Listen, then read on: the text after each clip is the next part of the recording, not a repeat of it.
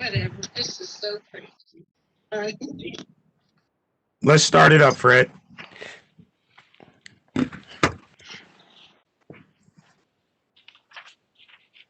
Are we good, Rick?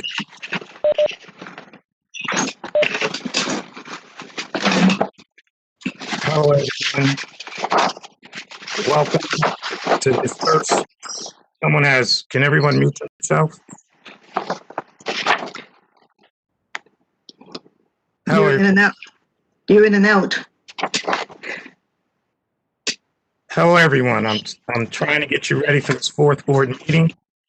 Tonight, we're going to have an opportunity to hear from the owner of Lackawanna Plaza, David Placek. But before we get to that main topic, I would be remiss if I did not acknowledge the person who started these ward community meetings, and that's Dr. Renee Baskerville. Due to some technical difficulties, Dr. Baskerville could not join us tonight. However, we have some individuals who I think can speak to her dedication, leadership, service, and all the things that she's done for Montclair during her tenure, not only as a counselor, but as a citizen. And so, Dr. Baskerville, I know you're watching, and I think what I'd love to do is start off with the pastor, Elizabeth Campbell, to give some words about what you mean to her and this community. Pastor Campbell? Dr. Renee, we're here tonight to appreciate you for your 12 years service as 4th Ward councilperson. For me, however, you are constantly appreciated for your long-standing, ongoing service to the 4th Ward, our township, county, and beyond, and to humanity. Over the years, I have observed that no matter what your involvements, you demonstrate integrity, sensitivity, love, genuine concern, insight, and foresight. You are not one who goes along to get along. A lone voice at times, you'll challenge the status quo to advance a worthy cause. With positive energy, dignity, and respect, you give of yourself. Your love for Montclair takes you all over town to be of service or for joyous or solemn events. How can you do this? We know from whence comes your strength. To Rise in Mount Zion Church, you are family. You join us for special occasions or just because. An important partner in our community Fun Fest weekends, you contribute expertise and connections and financial support. You make our church family feel special and important to you. To me, we are family. Our connections go way back with your beloved mom and your dear dad who played for my wedding. Without being asked, you reach out and help. You reach out and give. A just checking on you call. The list goes on. You are a friend on whom I can depend. You are real. You act from the heart, and I value you. And so, Lord, thank you for Dr. Renee Baskerville, who unselfishly and persistently give up her time, talents, and resources for her continued commitment and action to uplift your people. She expresses her love for you and her gratitude for all your blessings. Please renew her strength, keep her safe, in good health, increased wealth, guard and guide her in her comings and goings. Grant her divine wisdom to light her path forward. This is my prayer. In Jesus' name, amen. Thank you so much, Pastor Campbell. And I know that, Renee, what she means to you and what you mean to her, and that's why it was very important that we had you on here. So I appreciate you taking the time to do that. And next up, I want to bring on another Renee supporter, a longtime neighbor of mine who has meant a lot to me, but also has been a strong advocate for Renee and a housing advocate, recreation advocate, someone who fights strong for all Montclair. And that would be Mr. William Scott. Mr. Scott, can you unmute yourself and speak about some words for Dr. Baskerville? Yes. Good evening, everyone. My name is William Scott, 4th generation and lifelong resident of Montclair for 71 years. First, I would like to thank the Lord for another day. I'm a member and trustee of Rise in Mount Zion Baptist Church in Montclair. I'm also the current co-chair of the Montclair Housing Commission, member of the Montclair Parks and Recreation Advisory Committee, and also a former member of the Montclair Traffic Advisory Committee, Fourth Ward Collaborative Committee member, and currently the chair of the Montclair NAACP Housing Committee. And for those are the committees and commissions that Dr. Baskerville encouraged, supported, and voted for my appointment for over 15 years as a community activist and the Fourth Ward Councilwoman. My commitment, my community involvement started with Dr. Baskerville with the Friends of Canterbury and Nishwain Park over 15 years ago, advocating for overdue improvements in parks, which resulted in upgrades that the community continues to enjoy today. Leadership, morality, honesty, integrity is what Dr. Baskerville stands for and nothing less.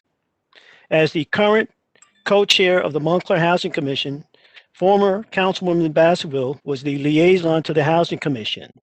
The Housing Commission was able to change affordable housing ordinance and programs like 1 out of every 5 residents, Montclair residents, will be eligible for affordable housing, providing new affordable housing applicants with a $2,500 support grant, providing affordable housing applicants with a $15,000 home improvement support program.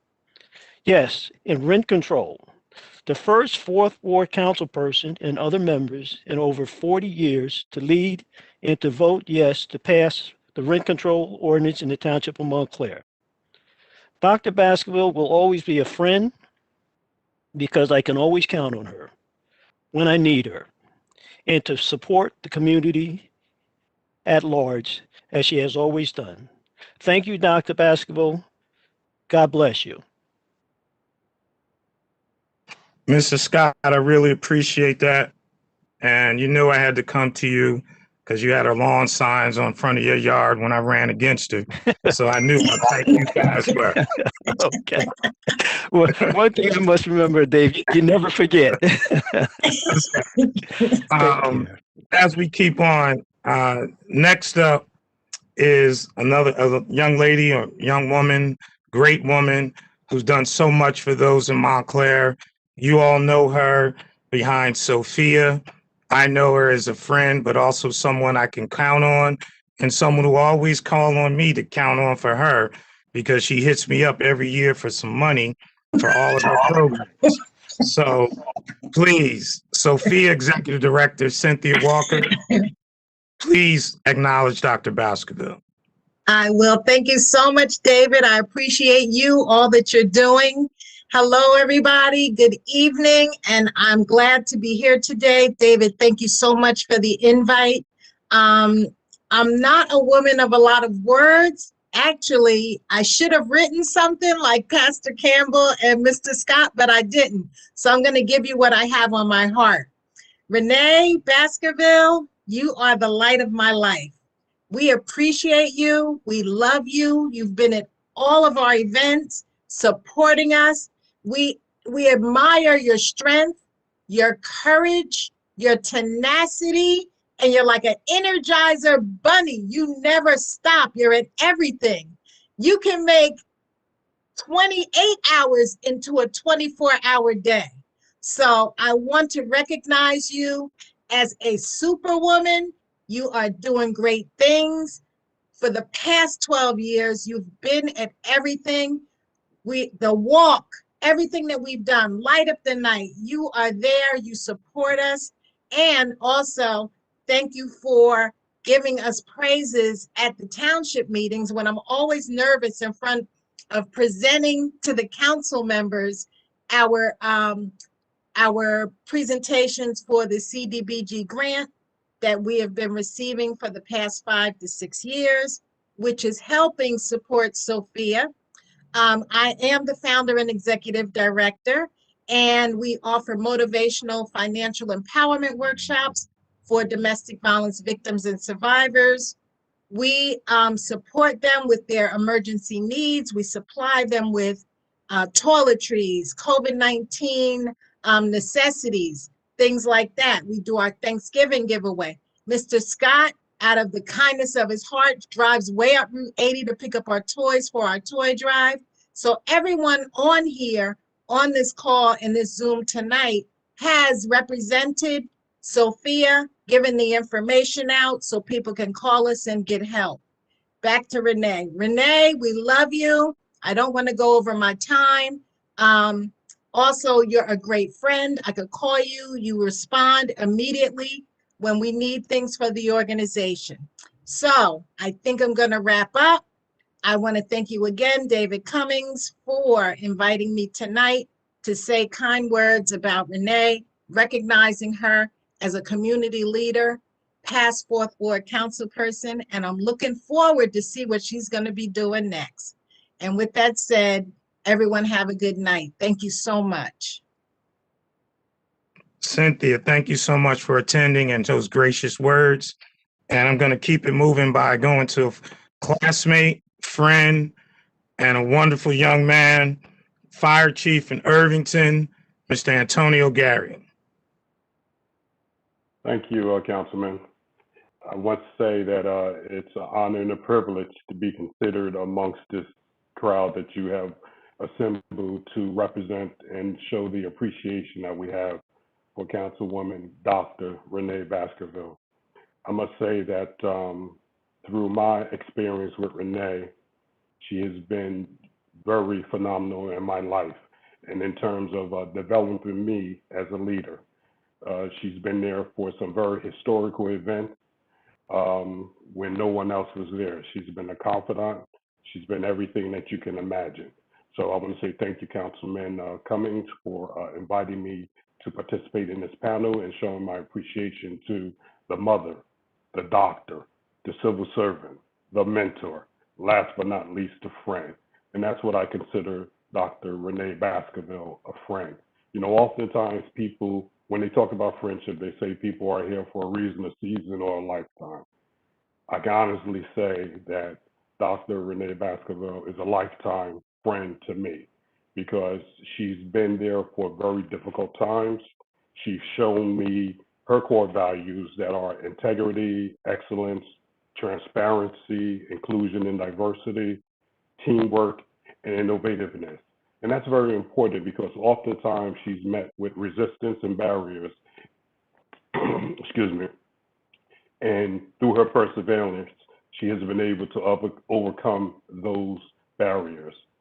You know, when you're in positions of power or title, if you will, oftentimes people like to criticize. It just takes one potentially perceived wrongdoing for people to focus on that and let that outweigh all the positive attributes that you have committed to the municipality that you live in. Renee has always been dedicated to the Fourth Ward. She's always been dedicated to people of color, but more important, and this is often sometimes tried to be skewed, she's been committed to Montclair and true Montclairians. I know that as co-ward chairs that we have hit the ground with our boots.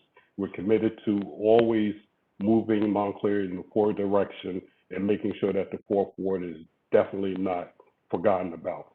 So Dr. Renee Baskerville, I want you to understand that I truly, truly appreciate everything that you have done for Montclair, everything that you have personally done for me.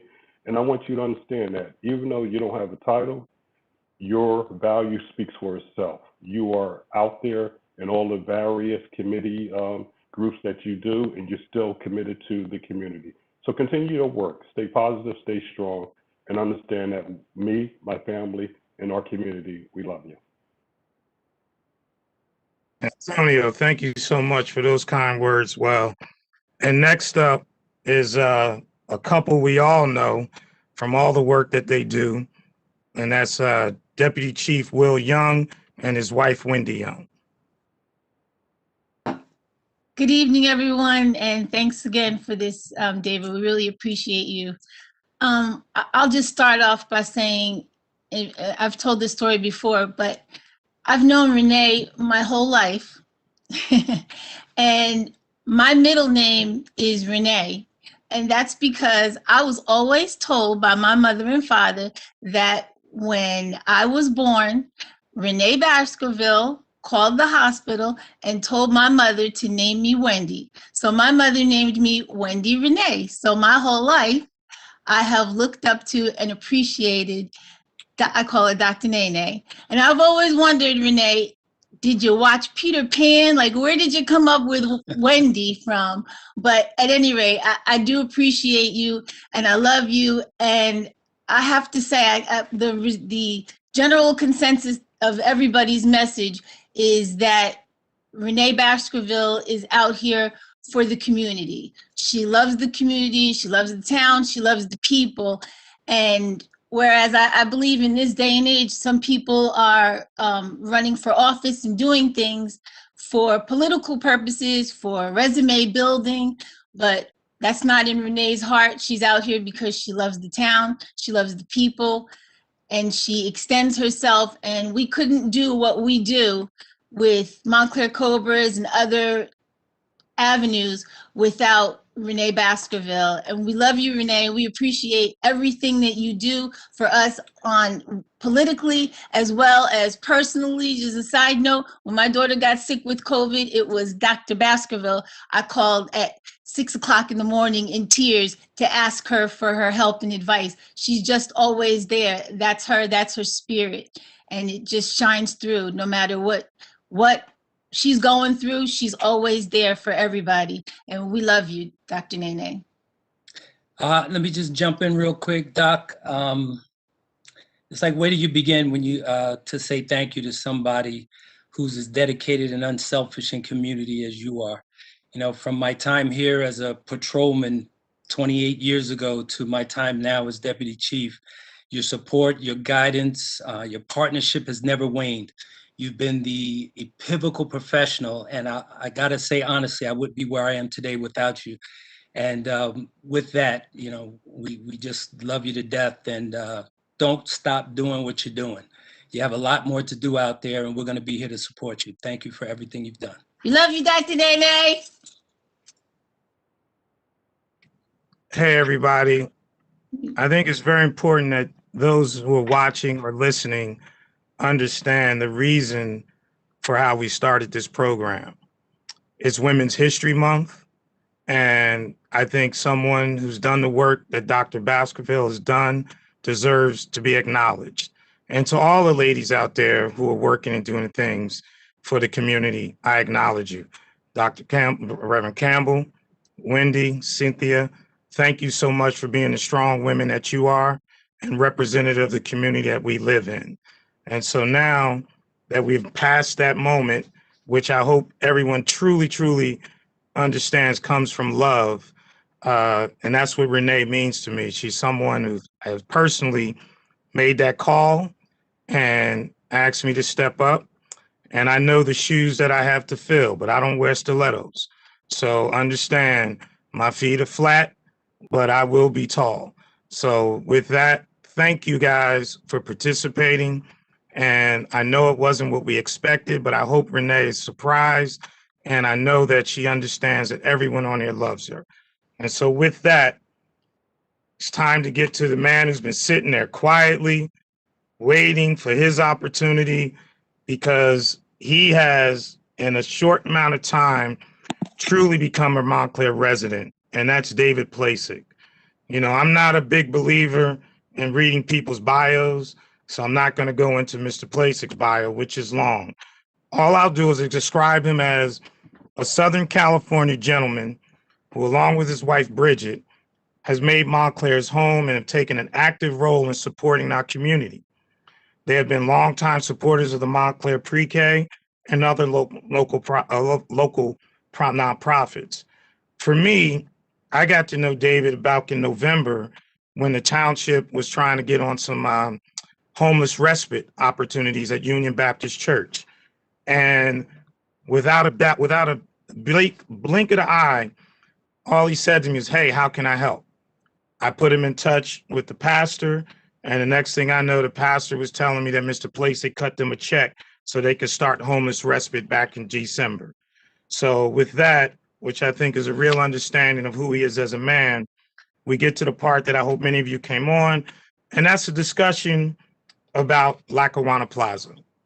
And before I get into that, I want to give a little background and potential news around that Lackawanna Plaza. Lackawanna Plaza Terminal was built in 1912 and served as a branch of the old Delaware, Lackawanna, and Western Railroad from 1913 to 1981. The terminal was added to the National Register of Historic Places in 1973. It is currently the largest development site in Montclair at close to 8 acres. We all know since November 2015, the site has been vacant and what many people talk about and understand without a supermarket. And that's a challenge that we hope to have fixed over the next couple of years, thanks to Mr. Placek. We know the previous owner, Brian Stoller, had a plan that he wanted to use mixed project with Pinnacle Group that included some retail space and office space as well as apartment buildings. Unfortunately, that plan was in litigation after the planning board approved the developer's plans, which did include a grocery store in February of 2019. However, the owners of the Greenwood LLC and a Better Lackawanna Plaza got together.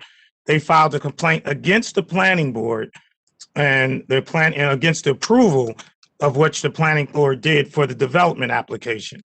And I say that because it should be understood that that lawsuit was against the planning board, not against Mr. Placek. And from what I was told recently from some town employees, the court is expected to provide an opinion soon, potentially as soon as tomorrow, on that decision. However, since Mr. Placek's plan is not the same as that plan, I think that decision may be moot. But more importantly, it gives me an opportunity to start off with my first question to Mr. Placek. And that's really, David, if you can, just give us an idea of where you are with the property. Yeah, thank you. And thanks for everybody who's tuning in tonight. And, thank you as well to Dr. Baskerville. I don't think we know each other personally per se, but we've definitely, passed by each other at a lot of community events. And I can echo what I think everybody else has said. You seem to be everywhere. There's not an event I've attended in town where you haven't, shown up. And that's remarkable. So thank you, like everyone else has said, for everything that you've done for the town that I think everybody who's watching today, loves. And, that's why we call it home. Before I get into visioning and, what we're looking at potentially doing at Lackawanna Plaza, I want to give everybody a little bit of background on how, me as an individual, my family, and our business, BDP Holdings, approaches development, because it's pretty different than the traditional development model, which I like to say is based on Excel spreadsheets and numbers, rather than really an understanding of the sense of place. So we are big proponents of sustainable development.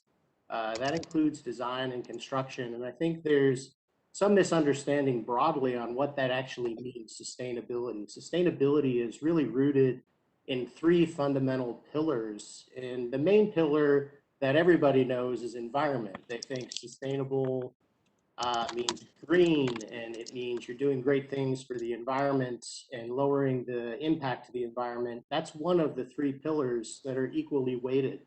The next pillar within sustainability is economics, economic vitality. And then the third, which I think is always been relevant, but maybe finally being recognized broadly as relevant today, is social equity.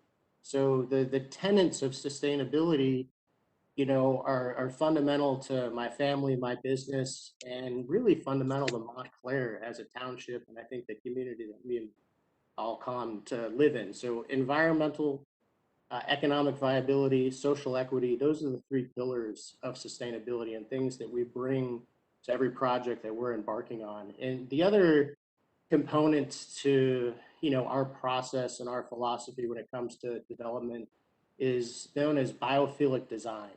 And some people are probably thinking, what the heck is that? It's really reconnecting people with the natural environments. And you might be thinking, well, isn't that what LEED building certifications do? And isn't that sustainability? It's really a complement to those green building initiatives and philosophies And those relate to kind of the impact to the built world, whereas biophilic design relates exclusively to reconnecting, people with the environment. And a great example of that can be seen right behind me. My wife loves me because of my appreciation of household plants and fresh flowers. And any of you who ever experienced putting a plant or a bouquet of flowers in your room, bringing it to people at a hospital, at their house, whatever it is, it makes them feel better. I think that's a great example of, biophilia and how we as humans like to connect with nature. And I'm not saying we're going to put plants and fresh flowers in the buildings at Lackawanna Plaza. There's a much broader landscape, if you will, that incorporates biophilic design, and that includes using, natural light, native plant specimens being planted at the property versus, non-native plant species, incorporating open space, and then all the green elements that we love as well, green roofs, green walls, things of that nature. But two, fundamental beliefs of us as individuals and our company relate back to sustainability and biophilic design. And that's something we bring to the table with all the projects that we look to embark on. Now that I've given that, and it's not a fluff piece, I will talk for hours on this stuff. And believe me, I can talk for hours on this stuff. It is what I love doing. It really brings us to how we're looking at Lackawanna Plaza. As Councilman Cummings mentioned, it's the largest development site that we have in Montclair. And in addition to being the largest, it's a very special place. As he mentioned, the history of it being, the original terminal coming into Montclair, dating back to actually the early or the late 1800s. This is the third version of the terminal, as I've come to know. There was two prior versions before this. And, it's got a place in the history of Montclair. And I think that history deserves to be recognized for the future of Montclair as well. As we talk about the future of the site, I think our number one priority, and I've said this to anybody I've met, is bringing a grocery store to Lackawanna Plaza, back to Lackawanna Plaza. We aren't really going forward with specific plans until we nail down that grocer. And what that allows us to do is maintain flexibility across the property. As you, I think, know, grocers have their needs and their wants, and it's where their store is located, and it's how it's serviced and loaded and everything else. And we want to make sure that we have a grocery store back at Lackawanna Plaza. So we're starting with that first. And once we secure that grocery store, then we can go about planning the rest of the site and what the rest of that property, is going to look like. I can tell you that in addition to priority one being a grocery store, I'd say priority two for us is, again, respecting the history of the property, respecting the historical elements that are left at the property, and incorporating those into the future of the property. We want those historic features to be viable and useful and experiential for the next 100 years. So we fortunately have been working or dialoguing, I should say, a lot over the last few weeks with the Tri-State Railway Historical Society, and they've agreed to work with us on, incorporating all these historical elements into whatever our new projects looks like and what our plan looks like. So we're very excited to bring them on board. I think there's going to be some exciting things that we'll be able to jointly announce with them in the months ahead of us. But understanding the historic components is certainly, priority number two for us. And then I think, the rest of the visioning of the site, I'm a resident in town. I like the town. I love the town. My kids go to Nishwain School. We're in it. We've been listening to the dialogue for the last 6 years. And I think we're fortunate to be in a position to, have that 6 years of thoughtful debate, commentary, ideas, criticisms, everything else come out about our predecessors' ideas and plans for the project. And we can use that to shape our vision. And what I really want to do over the next few months is continue to engage the community Anybody who wants to contact me can find me, I think, pretty easily through our website. If not, Councilman Cummings, happy to share with everybody my contact info. And actually, you recommended that I do that. I won't take credit for that. And we want to listen. I think, you know, the first place we need to start with all this is listening and understanding. And I think once we have that, you know, completed with the history of the last 6 years as well, we can really start to shape what this is going to look like. I will say I am a big believer in mixed use. I think, you know, grocery priority number one. Surprisingly, during COVID, I will tell you, I have been contacted by more restaurants than I ever thought would be in existence wanting to come to Montclair. And I think that, candidly, is a testament to Montclair. In the one, you know, episode of our generation when restaurants are being shuttered left and right, there's probably 10 or 12 who have reached out saying, hey, we want to come to Montclair. And that's a testament to everybody within the community that's made Montclair what it is. In addition to that, the other shocking component has been the amount of interest from office users that want to come to Montclair. You guys all know there aren't a lot of new office spaces within Montclair. The Seymour Street project has about 40,000 square feet that got leased to Summit Medical Group. That's the only thing that existed. So we really like the idea of, you know, having zero supply and decent demand, even in COVID, for new office space. But I think more importantly, you know, I'm a failed restaurateur 2 times over in Montclair. There's not a robust lunch crowd for all the restaurants that we have. And I know that talking with retailers, you know, within the bid and outside of the bid within our township, having people coming to town Monday through Friday, 9 to 5, that are going to go eat at the restaurants for lunch and breakfast and maybe shop, could be potentially a nice addition. And, you know, we're looking to do apartments again. I think that, you know, almost half of our township rents, which is a pretty large number. I've heard, you know, on numerous public meetings, I think 42% or something like that sticks with me about the number of residents who rent in Montclair. I think that's going to continue to be a growing population.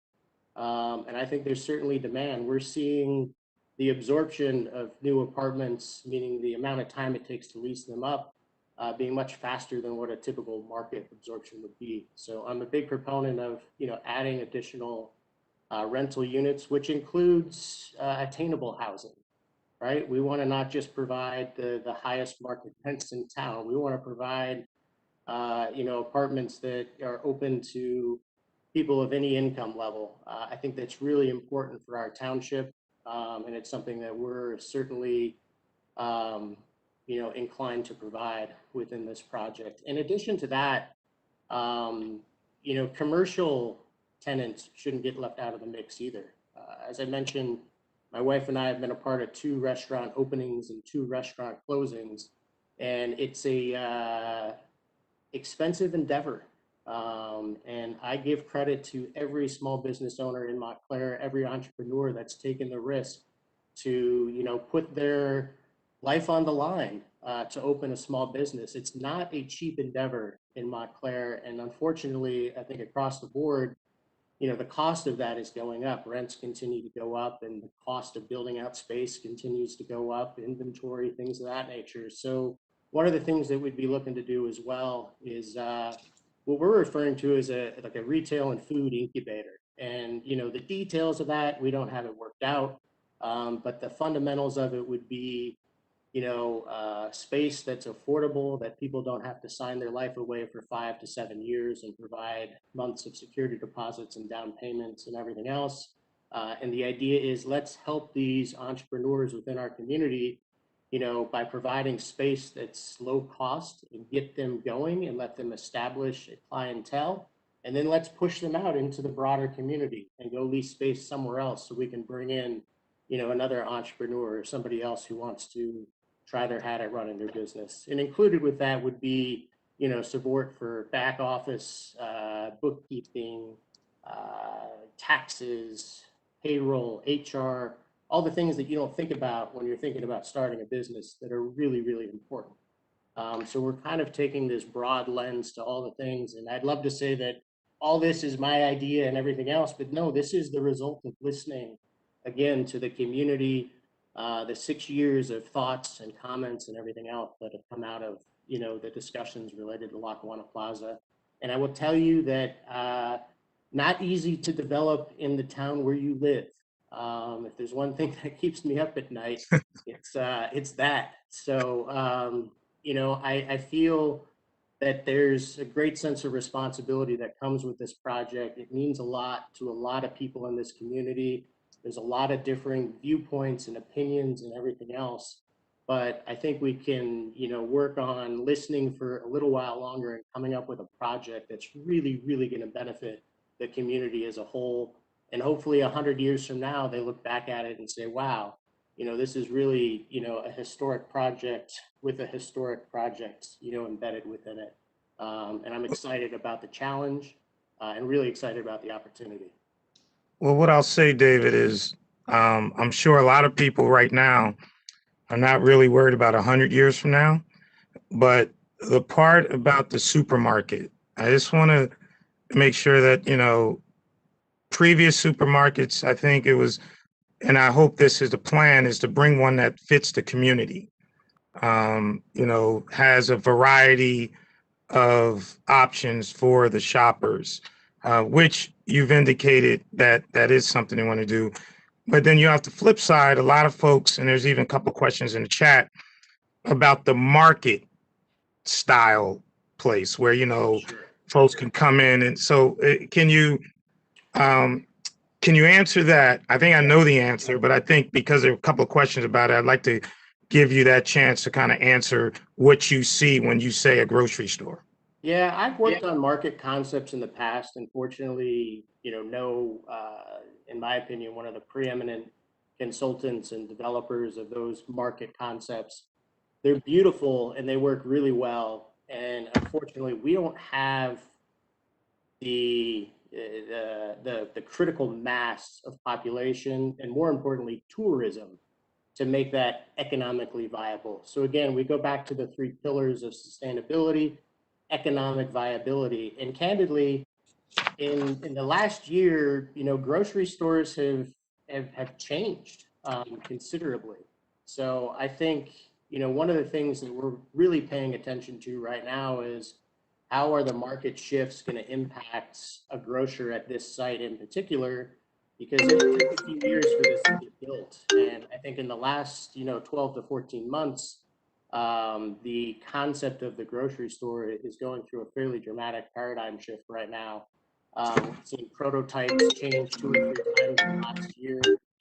And I think you'll continue to see those change. So, a market concept, although I love the idea, and, some say that the interior, the existing 1980s structure is very conducive to a market concept. That's not a pathway that we're looking to pursue. We're looking to pursue more of a traditional grocer model that's adapting for, the evolution of grocery in the next 5 to 10 years and beyond. So as part of, the conversation tonight, which I think is really to give you an opportunity to talk about your ideas. And some of the things that I think are out there is density. Then you got residentials. I mean, one of the things about Lackawanna, on one part, you have a commercial area, Bloomfield Avenue. The other part, Glen Ridge, residential. And there's no doubt that the Clover Hill Association is a very vocal group. And so I'm sure they'll be reaching out to you. So how do you marry, or how do you, or what are your thoughts on how you may, I don't want to say satisfy both groups, but take into consideration what a commercial side may want as opposed to a residential, if that makes sense. Yeah, I'll go back to the crazy concept of listening, number one. I always think that's the most important part. I've reached out to Clover Hill. I think we're meeting next week or the following week. And really encourage anybody else who wants to have a conversation or walk around the project, the property with me, to do that. But I think it's listening and really understanding, what the concerns are, and understanding the real concerns from, some of the concerns that are maybe just being projected or aren't real concerns. Because sometimes, the science and everything else doesn't match up to the emotion. But I think the other thing is, it's a large site, right? It's nearly 8 acres, a little over 7.5 acres. You brought up density, and you may have said scale. I always like to talk about scale. Density is relative, right, to the size of the property. So this is the largest developable site that we've seen in Montclair, maybe in its history. And, density is relative to that size. We're not looking to maximize the density on the site. But I think what's more important, and in my conversations with people and listening to what their concerns are, it's not always about density, which is like units per acre and things of that nature. It really relates to scale. I'm certainly one that's not a fan of a 6-story kind of sheer facade right on the sidewalk towering over Bloomfield Avenue. There's a lot of things you can do with a project that's nearly 8 acres with regards to scale, setbacks, different building sizes, heights, things of that nature. If you're going to go up to 6 stories, it doesn't always need to be on the street front. You can set things back, and you can set back top floors, and you can concentrate things in different areas. So we're all for understanding the scale relative to the surrounding area. We do an architectural inventory as well of the surrounding area. Architecture really plays a large role in people's interpretation of density and how a project looks relative to the surrounding buildings. I'm a big fan when it comes to architecture for buildings that have dimension to them, that have character to them, that have different textures to them, and interesting design. Candidly, I think we've lost a lot of that maybe in the last 10 to 20 years. A lot of apartment buildings, as you go through the country, they all kind of look the same. We like to be a little bit different. We like to own for the long term. We look at things a lot differently. And again, we live in town. I'm not a fan of everything that's been done in town. One of the reasons we stepped up here is somebody was going to do it. Might as well be, people that really care about the town and live about the town. And again, I can't stress enough the importance of listening. And I will always listen to anybody who has a thought, anybody who has a criticism.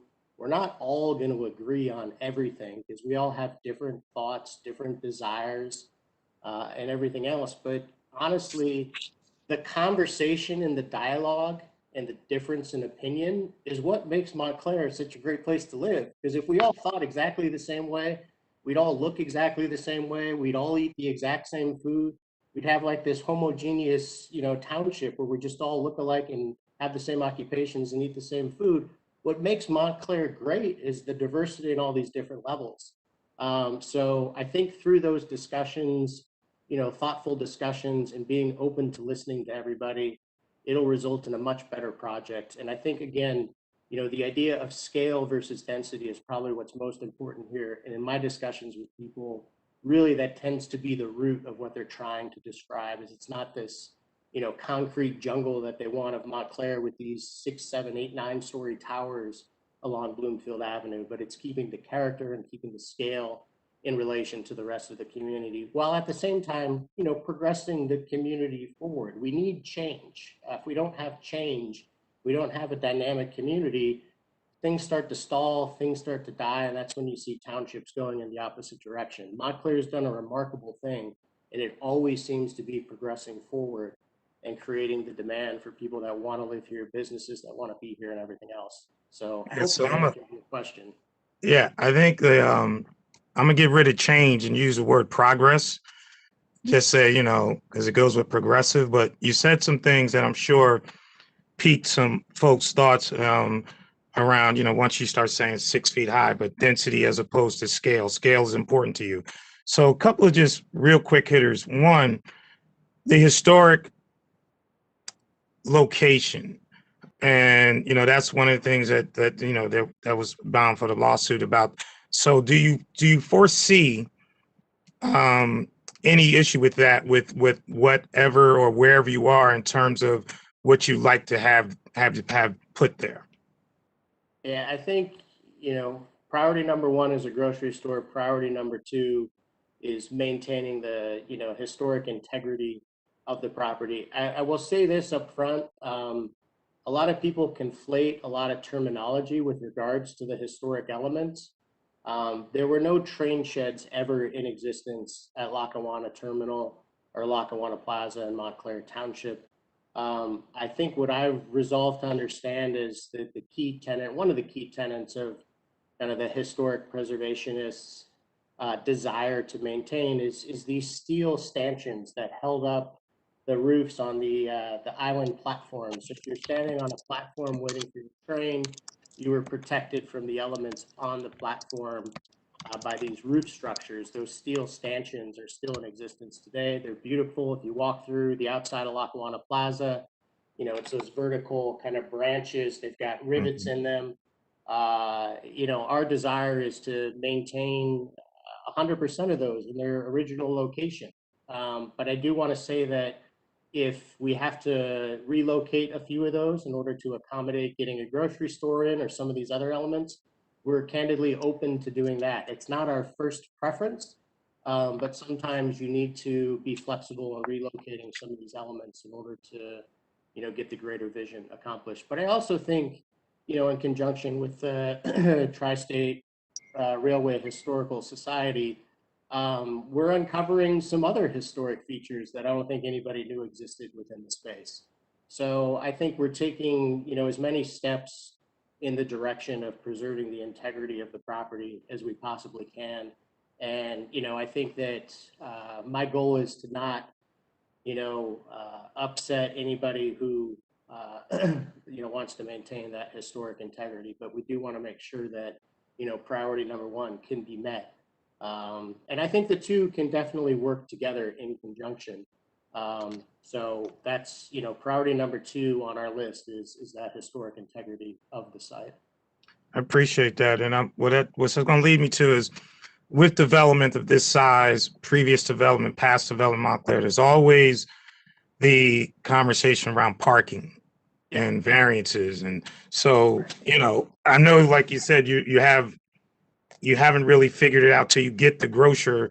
But I have to at least think that you've taken into consideration that aspect of any development that you may do. Yeah, so I'm the guy that drives around 7 or 8 times finding the meter right in front of the store I want to go into, and then finally, capitulating and going into the parking deck, which I've always found a parking space in the parking decks, kind of along Bloomfield Ave, which is really, I think, where the main traffic issue is. Upper Montclair, I've had some struggles there sometimes finding street parking too. But I think the parking issue, look, I'll say this. We want to make sure that the project we develop is adequately parked.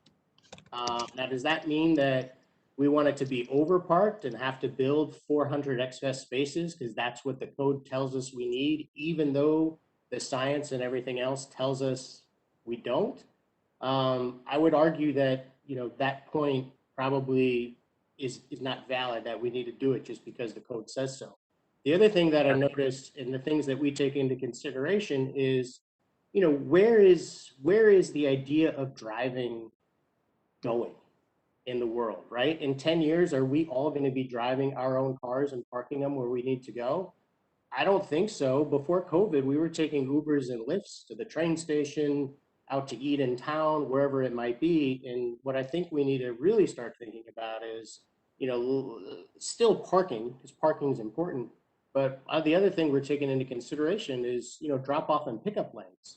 Has anybody ever tried to go out to eat on Bloomfield Avenue on a Friday night, then dropped off by an Uber in the middle of Bloomfield Avenue because there's nowhere for them to pull over, and you got to risk crossing the street somehow without getting hit? It's, a little bit challenging. So I think we're very cognizant of, as, developers who want to have a, place where people can come easily and shop, dine, work, live, we want them to have parking.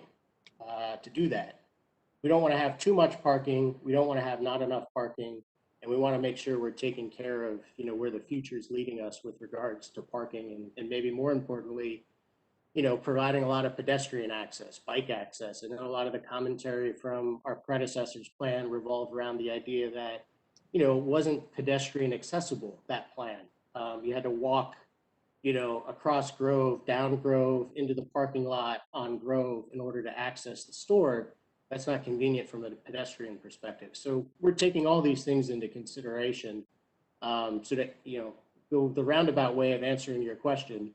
I don't know if there'll be a parking variance or not. My guess is there probably will, because the way the code's written today, you don't need all that parking with the way the world is evolving. And I think it's, a balance between what's actually needed and then what the future is going to hold for us, and really incorporating and thinking about dropping off and picking up and making it accessible to people who are walking, biking, and everything else. So it's all those things combined into one. Yeah, so I'm gonna mix in some questions that we have that are being sent in. Yeah. And this is a question from Nadia. Are you keeping in mind green space in relation to parking and residential development? Which I think you sort of hit on earlier, but I want to make sure that folks know I am asking their questions specifically. Yes, I'm a big green space, open space fan. Shockingly, we don't have a living wall in Montclair. Hopefully we bring with the first living wall commercially into Montclair. Certainly things we're really big believers in. Okay. And I'm following up with Deirdre Malloy's question, which I think a lot of people would be interested in. Deirdre's somebody who will, between her and Mr. Scott, I'm sure you'll be meeting them both together. When do you foresee the project starting, and how far into that process are you currently? Yeah, that is a great question. I don't have an answer because it is dependent upon a lot of factors that are out of our control. So I can say that we acquired the property at the end of January.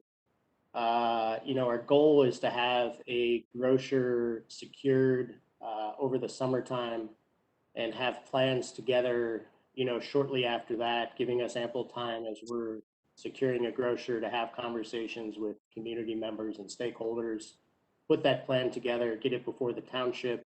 The approvals are the wild card. We never know how long those take. Everybody is open to have active participation in that process. So that's the part that's the unknown. Once we have approvals, permitting again is driven more at the municipal level. Once we have permits in place, probably 22 to 26 months to complete construction, barring any, outside factors like a COVID or some other sort of, trade issues to provide materials and things of that nature. So we don't have a best case scenario right now, but I'm sure that once, nails and dirt is being dug up, how long do you think the project will take to complete? Yeah, I think it's 2 years, plus or minus. Really? Yep. Wow. That's pretty fast on a big piece of lot. Okay. So I guess another question, and this is more personal to you. What concerns do you have about this development project? I think it goes back to what I said before. We live here, right? This is our home. I think that's going to make for a better project, but that's what keeps me up at night, right? My kids are in the school system here. This is our forever home, our forever community. We love it here. And it's a daunting task to do a project of this size in your backyard. Most developers have a rule, which we had as well, which is, you never do a project where you live.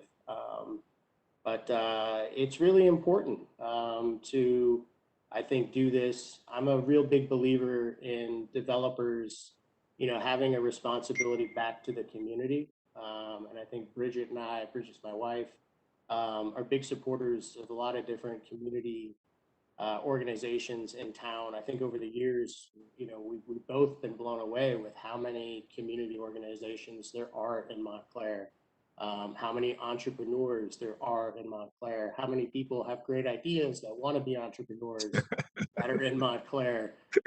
It's really, it's this great epicenter of so many interesting people from diverse backgrounds, and that's what makes it great. So how do we kind of continue to perpetuate that idea of Montclair in a project? I don't know any other developers that would want to do that. Well, I do, but I don't think they would in Montclair. So I think it's going to result in a better project, certainly than some of the things that I've heard others talk about wanting to do at the site. So the other, and this is, I think, another, we touched on this earlier, and I want to kind of get this out there because I think it's important. A lot of people envision this as if whatever grocery you bring in will be the same size as the Pathmark. And from our conversations, not just with you, but other grocers, that doesn't seem possible. And if you could kind of elaborate on that. Yeah, I think it goes back to the idea that the grocery industry is going through a pretty dramatic shift right now. Over the last year, and what I mean by that is kind of the advent of ordering groceries online and having it delivered to your door. So we're not looking to bring in a 60, 65,000, 130,000 square foot grocery store. Most of the people we've talked to, that's not economically viable. It's just a model that, some grocers are moving away from, especially in a marketplace like this where we have, not grocers in this part of town, but, within a 2-mile radius, there's a number of grocery stores. So it's a fairly competitive landscape for grocers. But I think in the, under 40,000 square foot category is where the interest lies. So I think that's, somewhere in, I'd say the 25 to 40,000 square foot range is likely to be the grocery size. Do you think that was one of the significant drawbacks of previous developers' plan? And that, is this is a question from my favorite guy, Mr. Martin Schwartz, is that do you see yourself trying to maximize every single square foot, or being a little bit flexible, as you said earlier, with parking and architectural design? I think we're, I like to consider myself pretty flexible. So I think I can't speak to our predecessors. What I can say is their model seemed to be, let's plan it and find somebody to fit in it. Our model is, let's find somebody, get them what they need, and then plan the rest of it. So we're taking the reverse approach. And I guess, to answer the other question about square footage and everything, 8 acres is a really big piece of property. And you can do a lot on 8 acres, and you don't have to build on all 8 acres. So the notion of open space and everything else are things that we are big believers in. So I hope that answers the question. Yeah, and one of the things that I'd like you to, if you can elaborate on it, in conversations I've had recently, it seems like a lot of people have ideas of things they want to do until you start building.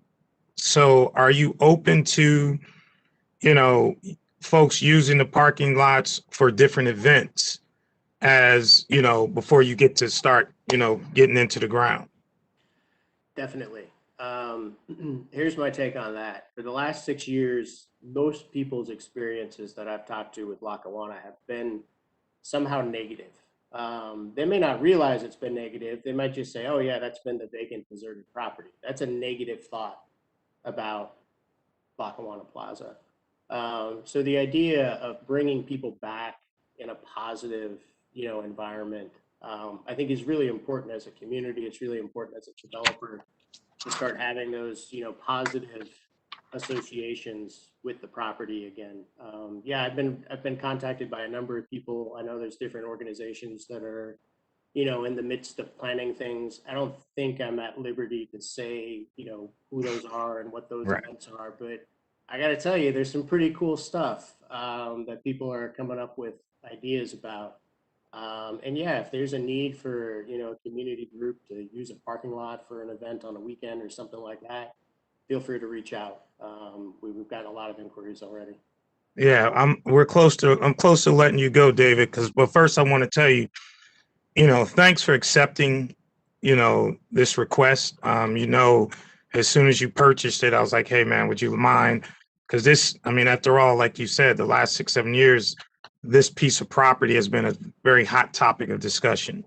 Yeah. And so, as I close out with that, in the end, and you kind of hinted at it, and not 100 years from now, but do you see this not only as is it a family-friendly location where if you don't live there, you'll still be able to experience it? That's the goal. Absolutely. Yeah, I want people to be able to experience the project without the obligation to spend money. 100%. Okay. And I think, folks, as I wrap up, Mr. Placek has said, he's going to be more than available to anyone to talk to, particularly groups, to get his input, get your input. He said a lot that he's really going to be listening. I'm also mindful of the time. I know everyone on here has probably had 3 or 4 Zooms today. So I did not want to, keep everyone on here forever. So Dave, if there is a way for folks to get in contact with you outside of reaching out to me, did you want to give a number or an email address that they can reach out to? Yeah. So my email is D like David Placek. That's P like Paul, LACEK at edp-holdings.com. So that's B like Bridget, D like David, P like Placek, -holdings.com. I'm not very creative with naming anything. So I should have had Bridget on because it seems like she's the boss in BDP. Bridget's the life of the party. So yeah, she would have been much more entertaining than I was. I'm the stoic side of the family. She's the lively side. Yeah, I really do encourage people to reach out. If I don't write you back immediately, I try to get back to everyone within 24 hours. That doesn't always happen lately because there's a million things going on and 3 kids under 8 in our house. But if you don't hear back from me in a couple of days, ping me again. I want to be responsive to everybody. There are some that fall through the cracks. And if that happens, just reach out again. And I apologize if I miss, the first attempt. Hey, Dave, I really appreciate this. And to everybody watching and listening, what I will tell you is that this won't be the last time for a Fourth Ward community meeting. I think there are many things that we need to have a discussion about, and again, I go back to the fact this started with Dr. Baskerville and his example of her leadership, because every other counselor started doing it. And it's a great way for us to communicate and hear from you, the residents. And I know Councilor Yacobelis is having a community meeting in a couple of weeks. For some reason, he's having it on St. Patrick's Day, which, I really don't understand, but he knows I'm just giving him the business with that. But again, I think the council itself, we do want to hear from you. And I think this is a great opportunity. I had the fortune of basically having something fall in my lap with Lackawanna Plaza, which is a big part of the community. But we do have some things following up that I think will happen. But no, please, you can reach out to me anytime. And David, I look forward to talking to you in the future. And I want to thank everyone else who participated on the call earlier. And I look forward to seeing you and serving you in the future. Thanks a lot. Thank you, everyone.